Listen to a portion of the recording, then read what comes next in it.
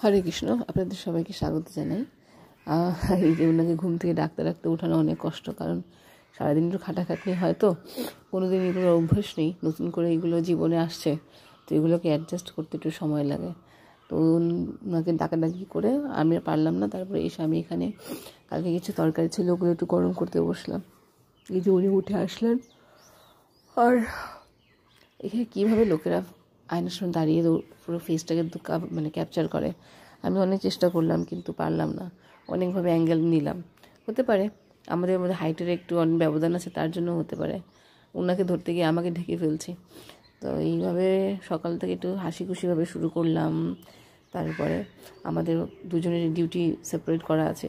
ঘুম থেকে উঠে অনেকগুলো দোকানের বাসন, ঘরের বাসন থাকে, কিছুটা ও পরিষ্কার করে, কিছুটা আমি পরিষ্কার করি। তো কন্টিনিউ আমাদের অল্টারনেটভাবে একজন একজনের সাথে আমরা আছি। তো এখানে দোকানে গিয়ে আজকে বাচ্চাদেরকে টিউশনে দিয়ে এসে দোকানে বসেছি, এসে দেখলাম কপালে আমার টিপও নেই। যাই হোক, ব্যস্ততার সময় অনেক কিছুই হয়। হরে কৃষ্ণ।